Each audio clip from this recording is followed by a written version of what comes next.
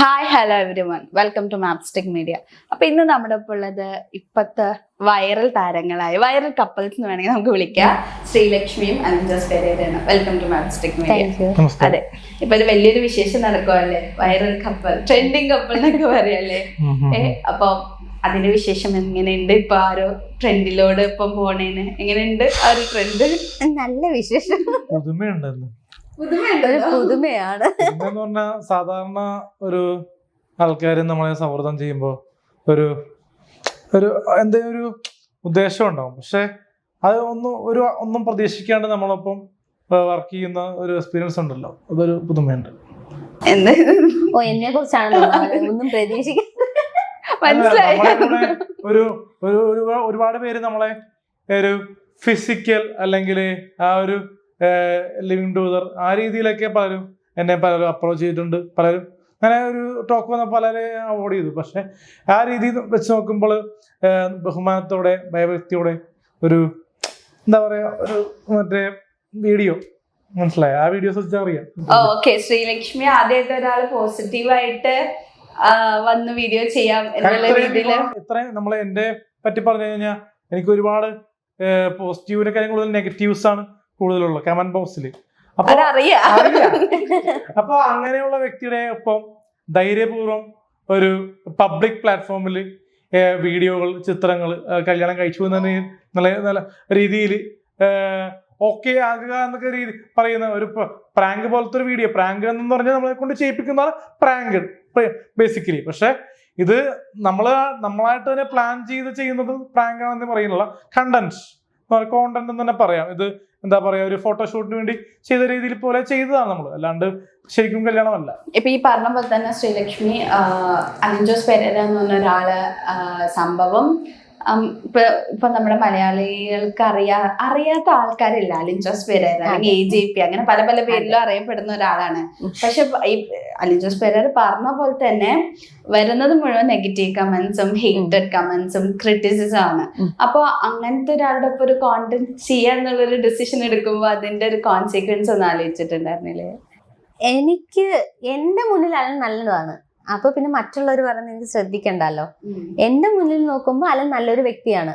ഞാൻ പിന്നെ ഒരു വർക്കായിട്ട് അത് ചെയ്തേക്കുന്നത്. അപ്പൊ നാളെ ഞാൻ സിനിമയിൽ ചെയ്താലും അവിടെ ആക്ടിങ് വർക്ക് അത്രേ ചെയ്യുന്നുള്ളൂ. അവന് എനിക്ക് പേയ്മെന്റ് തന്നൊരു വർക്ക് ചെയ്യാൻ വിളിക്കുന്നു. അത് ഞങ്ങൾ പറയുന്ന ഒരു രീതി എന്ന് പറഞ്ഞാൽ സിനിമയിൽ ഒരു നായകൻ അഭിനയിച്ച പോലെ അതൊരു ആക്ടിങ് രീതിയിലാണ് നമ്മൾ മനസ്സിൽ കണ്ടത്. പക്ഷെ അത് ആൾക്കാരിലേക്ക് എത്തിയപ്പോൾ വിവാഹം എന്ന രീതിയിൽ ഇപ്പൊ പോസ്റ്റ് ചെയ്തപ്പോ പോസ്റ്റ് ചെയ്യുന്നത് നമ്മൾ കണ്ടന്റ് ക്രിയേറ്റ് ചെയ്യുന്നതാണല്ലോ. എങ്ങനെയുണ്ട് ആൾക്കാരുടെ പ്രതികരണം അല്ലെ? സംഭവം ചെയ്യാനല്ല ഞങ്ങൾ സത്യത്തിൽ പ്ലാൻ ചെയ്തത്. ഒരു വെഡിങ് ഫോട്ടോഷൂട്ട് ആയിരുന്നു. ഇവൻ എപ്പോഴും എന്നോട് പറഞ്ഞ റീല് ചെയ്യാം, ഷോർട്ട് ഫിലിം ചെയ്യാം, എപ്പോഴും നമ്മൾ ചെയ്യുന്നതല്ലേ, നമുക്കൊന്ന് വേറെ ഒന്ന് മാറ്റി പിടിക്കാന്ന് പറഞ്ഞു. ഒരു വെഡിങ് ഫോട്ടോഷൂട്ട് ചെയ്യാന്നാ പറഞ്ഞത്. പോയത് അതിനാണ്. സത്യത്തിൽ അവിടെ ചെന്ന് കഴിഞ്ഞാൽ ചുമ്മാ എന്റെ തലയില് തോന്നിയത് നമുക്ക് കല്യാണം കഴിച്ചത് ചുമ്മാ എന്ന് പറഞ്ഞു. എന്നിട്ട് ഇങ്ങനെ കൈ പിടിച്ച് പക്ഷെ എന്നാലും ഇപ്പൊ ഈ ഒരു പറഞ്ഞൊരു കാര്യം, ചുമ്മാ കല്യാണം കഴിച്ചൊരു സംഭവം ചെയ്യാം അങ്ങനെ വരുമ്പോ ഒബ്വിയസ്ലി അതൊരു ടോക്ക് ആവും, ഡിസ്കഷൻ ആവും, ഹെയ്റ്റ് കമന്റ്സ്, അല്ലെങ്കിൽ ഇവനും പെണ്ണ് കിട്ടിയോ അങ്ങനത്തെ കുറെ സംഭവങ്ങളൊക്കെ വരുമല്ലോ.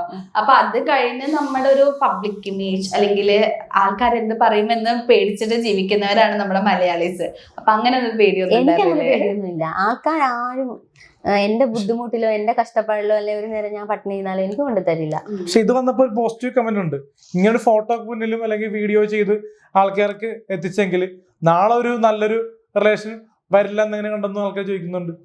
വരുമെന്ന് പ്രതീക്ഷിച്ചു. പക്ഷെ ഇപ്പോ എനിക്ക് തോന്നിയ ഒരു കാര്യം, നിങ്ങളിപ്പോ കല്യാണം കഴിച്ചു, ഫോട്ടോ ഇട്ടു, വീഡിയോസ് വന്നു, സത്യം പറഞ്ഞാല് എല്ലാരും വിശ്വസിച്ചു.